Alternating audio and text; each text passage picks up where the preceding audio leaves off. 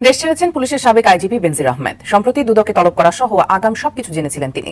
বর্তমান পরিস্থিতি নিয়ে খুবই বিব্রতকর পরিস্থিতি পার করছেন বেনজির। আলোচিত সমালোচিত নাম সাবেক আইজিপি বেনজির আহমেদ। অনুসন্ধানে নেমে তার নামে বেনামে অঢেল টাকা ও সম্পত্তির খোঁজ পেয়েছে দুর্নীতি দমন কমিশন দুদক। অনুসন্ধানের শত্রু বিভীষণ বেনজির আহমেদ দেশ ছেড়ে পালিয়েছেন। পালানোর আগে ফ্ল্যাট বাড়ি বিক্রি করে গেছেন, এমনকি ফাঁকা করেছেন ব্যাংক অ্যাকাউন্টও। এছাড়া সংযুক্ত আরব আমিরাতে থাকা সম্পত্তিও বিক্রি করে দিয়েছেন সময়ের আলোচিত পুলিশের সাবেক মহাপরিদর্শক বেনজির আহমেদ। গতকাল বেশ রাতের দিকে একটা খবর এসছে, যেটা আমাদের কারো কারো কাছে প্রত্যাশিত। কেউ কেউ ধারণা করেছিলেন এটাই হবে, বা এটা হয়ে গেছে অলরেডি, অনেকেই বলছিলেন। সেটা হলো যেন বেনজির তার পরিবার নিয়ে দেশ থেকে পালিয়ে গেছেন। হ্যালো ভিউয়ার্স, আসসালামু আলাইকুম। আজকের এই ভিডিওতে আপনারা দেখতে পারবেন বেনজির আহমেদকে নিয়ে। বেনজির আহমেদ হঠাৎ করে কেন বাংলাদেশ থেকে পালিয়ে গেল? এয়ারপোর্টে তো সিসি ক্যামেরা থাকা সত্ত্বেও, এত সিকিউরিটি থাকা সত্ত্বেও কীভাবে দেশ থেকে সে পালালো? কত কোটি টাকা নিয়ে সে দেশ থেকে পালিয়ে গিয়েছে। হাজার হাজার কোটি টাকার সম্পদ করেছে বিদেশের বাড়িতে। তার স্ত্রীর নামে, সন্তানের নামে কিন্তু কোটি কোটি টাকার সম্পদ রয়েছে। শেখ হাসিনা এবং এই বাংলাদেশের সরকার কেন তাকে আটকাতে পারলো না? বিএনপির বড় বড় নেতাকর্মীরা বলছে এখানে আওয়ামী লীগের হাত রয়েছে বাংলাদেশি টাকা পাচার করার ক্ষেত্রে। তো ভিউয়ার্স, আজকের এই ভিডিওতে আপনারা বেনজির আহমেদের নামে অজানা এবং জানা তথ্যগুলো জানতে পারবেন। বিস্তারিত ভিডিও দেখার আগে যারা এখানে চ্যানেলটি সাবস্ক্রাইব করেন, চ্যানেল সাবস্ক্রাইব করে পাশে থেকে বেল আইকনটি বাজিয়ে রাখবেন। ইতিমধ্যে যারা সাবস্ক্রাইব করে রেখেছেন সকলকে জানিয়ে অসংখ্য অসংখ্য ধন্যবাদ। এই ভিডিওতে লাইক করে দিয়ে বেনজির আহমেদের কুকীর্তি ভিডিওগুলো দেখা শুরু করে দিন। দেশ ছেড়েছেন পুলিশের সাবেক আইজিপি বেনজির আহমেদ। সম্প্রতি দুদকে তলব করা সহ আগাম সবকিছু জেনেছিলেন তিনি। বর্তমান পরিস্থিতি নিয়ে খুবই বিব্রতকর পরিস্থিতি পার করছেন বেনজির। সব পরিস্থিতি নিয়ন্ত্রণে রাখতে আইনজীবী প্যানেলের মাধ্যমে দুদকে সময় চাইতে পারেন পুলিশের সাবেক এই কর্মকর্তা। পরিস্থিতি স্বাভাবিক হলেও দেশেও ফিরতে পারেন। যদিও 6 জন বেনজির আহমেদকে তলব করেছে দুর্নীতি দমন কমিশন, আর 9 জন তার স্ত্রী ও 3 সন্তানকে ডেকেছে সংস্থাটি। অবৈধ সম্পদ অর্জনের অভিযোগ ওঠায় বেনজির আহমেদ তার স্ত্রী ও 3 মেয়ে ও 1 স্বজনের নামে থাকা 345 বিঘা জমি ক্রয়ের আদেশ দেন আদালত। একই দিন বেনজির ও তার স্ত্রী সন্তানদের নামে বিভিন্ন সরকারি ও বেসরকারি ব্যাংকে থাকা 33টি ব্যাংক অ্যাকাউন্ট অবরুদ্ধ করার আদেশ দেওয়া হয়। ইতোমধ্যে সম্পদ জব্দের প্রক্রিয়া শুরু হয়েছে। আলোচিত সমালোচিত নাম সাবেক আইজিপি বেনজির আহমেদ। অনুসন্ধানে নেমে তার নামে বেনামে অঢেল টাকা ও সম্পত্তির খোঁজ পেয়েছে দুর্নীতি দমন কমিশন দুদক। অনুসন্ধানের অংশ হিসেবে আগামী 6 জন বেনজিরকে তলব করেছে সংস্থাটি। আলোচনা সমালোচনা যখন তুঙ্গে, তখন সবাইকে ফাঁকি দিয়ে পরিবার সমেত দেশ ছেড়েছেন পুলিশের সাবেক এই শীর্ষ কর্মকর্তা। হযরত শাহজালাল আন্তর্জাতিক বিমানবন্দরের ইমিগ্রেশন পুলিশের রেকর্ড অনুযায়ী গত 4 মে সিঙ্গাপুরের উদ্দেশ্যে ঢাকা ত্যাগ করেন তিনি। তবে নিজে তো গেলেন, কিন্তু অঢেল সম্পত্তি কি রেখেই গেলেন নাকি নিয়ে গেলেন? সূত্র বলছে ব্যাংকের অ্যাকাউন্টগুলো এখন প্রায় শূন্য। ব্যাংক অ্যাকাউন্টগুলো ফ্রিজ করার আগেই অ্যাকাউন্টের অধিকাংশ টাকা তুলে নেওয়া হয়েছে। শুধু ব্যাংক অ্যাকাউন্ট ফাঁকা করেই থেমে থাকেননি। সাম্প্রতিক সময়ের মধ্যে ঢাকার একটি বাড়ি ও দুবাইয়ের একটি অ্যাপার্টমেন্ট বিক্রিও করেছেন, এমন তথ্য পাওয়া গেছে।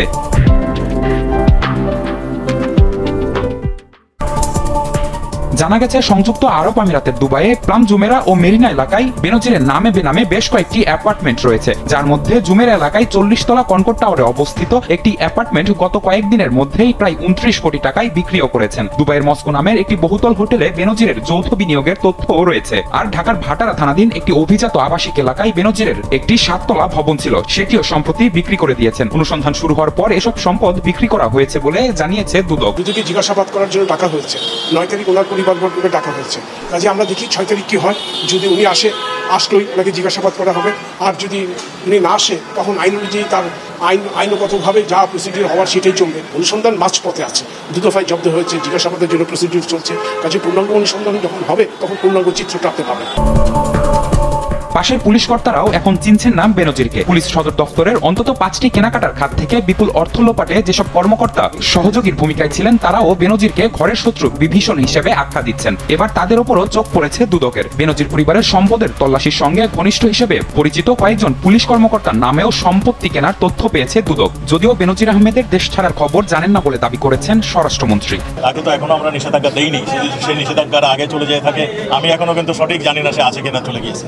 যদি কেউ অন্যায় করে থাকেন, অন্যায়ভাবে ধন সম্পদ কর্তৃগত করে থাকেন, আমাদের দেশে সেই অনুযায়ী তার বিধান রয়েছে বিচার, এবং সেই অনুযায়ী তার বিচার হবে। গত 23 মে বেনজির আহমেদ ও তার পরিবারের সদস্যদের নামে থাকা প্রায় 345 বিঘা জমি এবং 33টি ব্যাংক হিসাব জব্দের আদেশ দেওয়া হয়।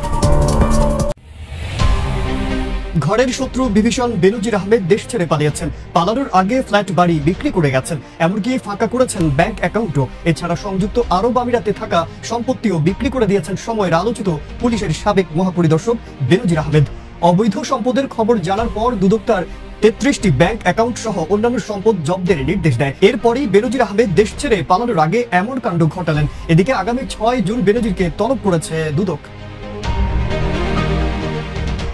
বেনজির যখন সবার আলোচনায় তখনই দেশবাসীকে ফাঁকি দিয়ে পরিবার সহ দেশ ছেড়েছেন পুলিশের এই সাবেক আইজিপি। হযরত শাহজালাল আন্তর্জাতিক বিমানবন্দরের ইমিগ্রেশন রেকর্ড বলছে গেল 4 মে সিঙ্গাপুরের টিকিট ধরেছেন তিনি। তাহলে কি যাওয়ার আগে বেনজির সব নিয়ে গেছেন? কিছুই কি রেখে যাননি?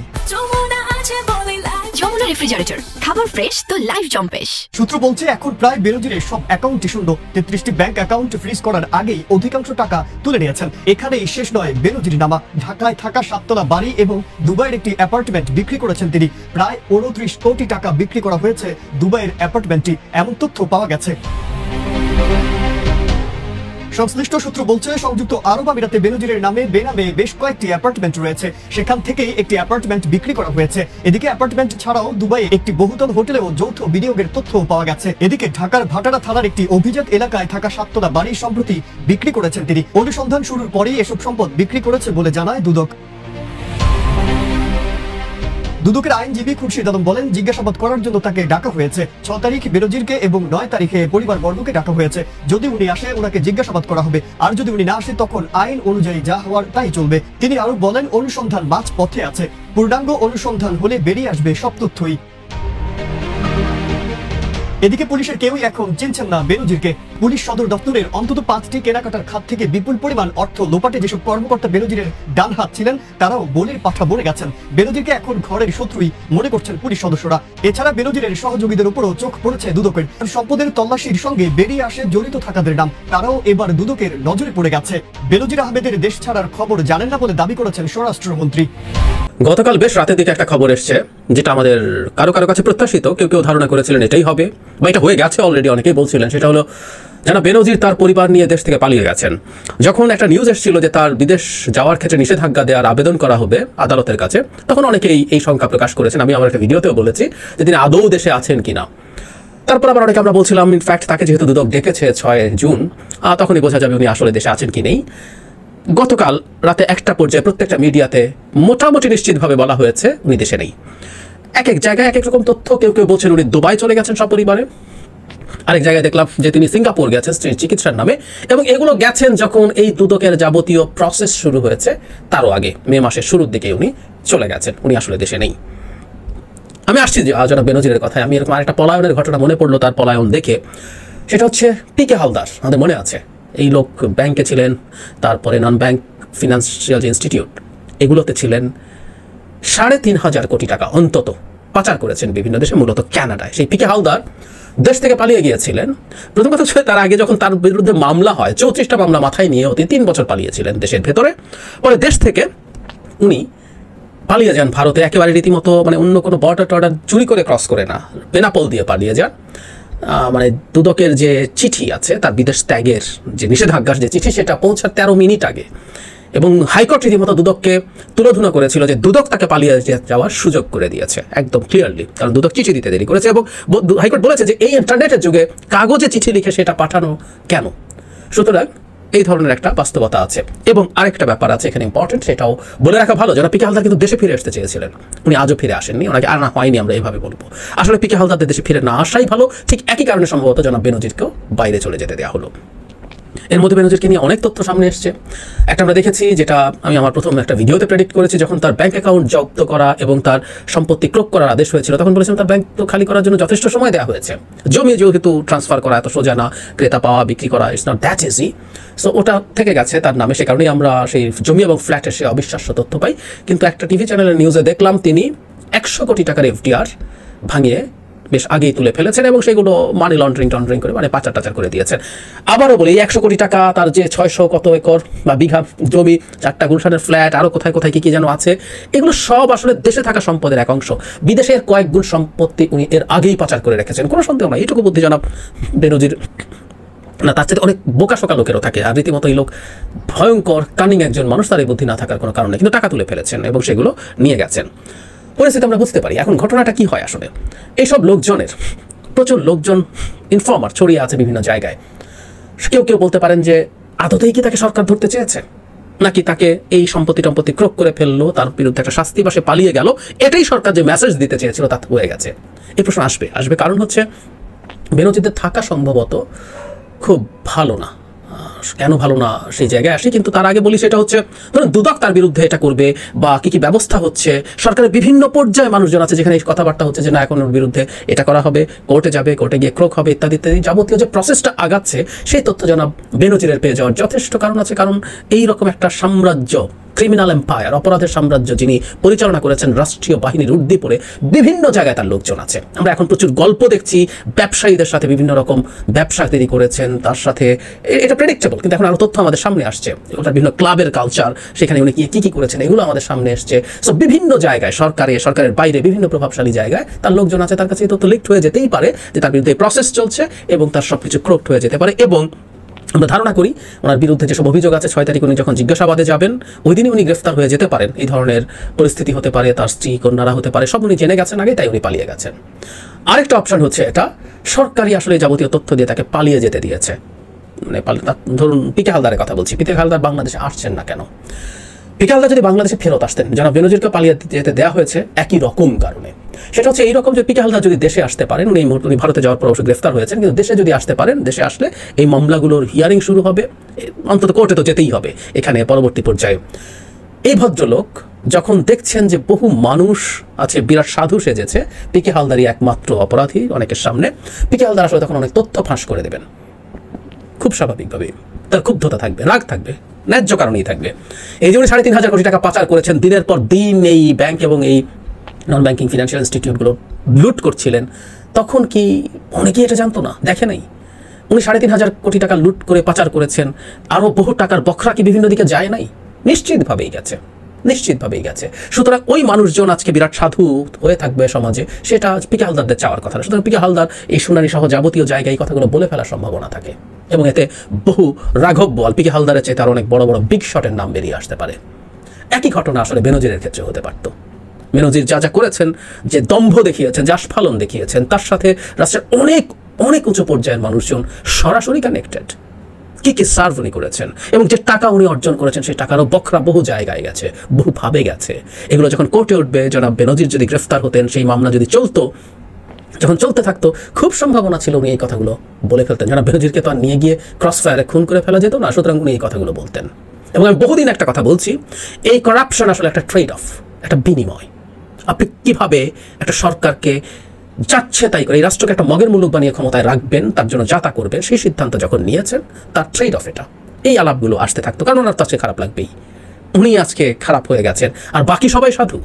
ওনাকে চাকরি দিয়েছেন, কার চাকরি উনি করছেন, কার হয়ে এসব করছেন, বহু নাম, বহু ঘটনা এবং আরও স্পেসিফিক তথ্য সামনে আসা শুরু হতে পারতো। সুতরাং বেনজিরকে পালিয়ে যেতে দেয়া সরকারের দিক থেকেও খুবই, মানে তার দিক থেকে যদি চিন্তা করেন, খুবই পজিটিভ। লাভ কি হলো? বেনজিরকে আমি চাপ দিয়ে ধরতে গেছি, বেনজিরকে আমি সাইজ করার চেষ্টা করেছি, এটা যাকে মেসেজ দিতে চাই আপনি আমেরিকাকে মেসেজ দিতে চান, দেওয়া হলো, ও পালিয়ে গেছে, এটা আপনার ইনএফিসিয়েন্সি বোঝায়, বাট স্টিল আপনি সেই চেষ্টা করেছেন। এট দ্য সেম টাইম ঘরের মধ্যে যেসব অলিগার্ক পরস্পরের সাথে ঠোকাঠুকি করে, মারামারি করে, তাদের কাছে একটা মেসেজ দিতে চেয়েছেন যে this are the red lines, এগুলো ক্রস করা যাবে না। এই মেসেজও দেওয়া গেছে, কারণ বেনজির কাছে পালাতে হলো ফর গডস সেক। দেশে এখনো বেশ কয়েকশো কোটি টাকার সম্পত্তি রয়ে গেছে, বাইরে প্রচুর পাচার হয়েছে, কিন্তু তাকে পালিয়ে থাকতে হচ্ছে। যে দাপট নিয়ে, হ্যাডাম নিয়ে দেশে ছিলেন এই ভদ্রলোক, একমাত্র আইজি যিনি 6 জন পুলিশের প্রোটোকল নিয়ে চলেছেন।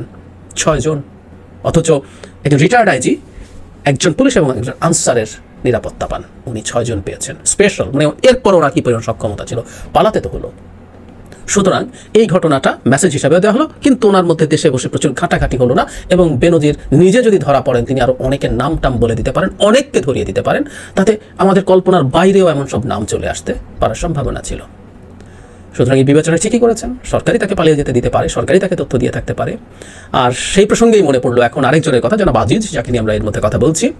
আজ দেখলাম যে দুদক, মানে গতকালই দেখেছি, দুদক তার বিরুদ্ধে অনুসন্ধান শুরু করবে। প্রথম বলছে তারা শুরু করবে কথা ভাবছে, একটা চিঠির জবাবে এখন বলছে করবে। এখন তাহলে তো পাল্টা প্রশ্ন আসে, জনাব আজিজ কি দেশে আছেন? উনি যদি দেশে না থেকে থাকে তাহলে কি আমরা এখন জানবো সেটা? আর যদি দেশে থেকে থাকেন তাহলে কি অতি দ্রুত তার দেশ ত্যাগের ব্যাপারে বাধা দেওয়া হবে, এই ধরনের সিদ্ধান্ত আসবে? জনাব বেনজিরের ক্ষেত্রে তাকে দেশে রাখার ঝুঁকি যদি থেকে থাকে, যেটার কথা আমরা বললাম, যেটা আমরা ধারণা করতে পারি যৌক্তিকভাবে, সেটা যদি হয় তাহলে সম্ভবত জনাব আজিজকেও পালিয়ে যেতে দেওয়া হবে। তার দেশে যা আছে এগুলো ক্রোকটক করবে, তাকে পালিয়ে যেতে দেওয়া হবে। এটাই হয়তো ঘটতে যাচ্ছে এবং আমরা কিছুদিন পর হয়তো আবার দেখবো হঠাৎ করে জনাব আজিজ এখন অন্য কোনো দেশে আছেন, উনি পালিয়ে গেছেন।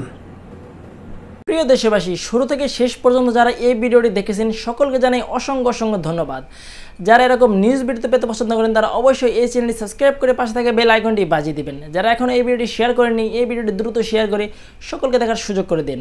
আজকের মতন এই পর্যন্ত, দেখা হচ্ছে পরবর্তী কোনো ভিডিও নিয়ে ইনশাল্লাহ।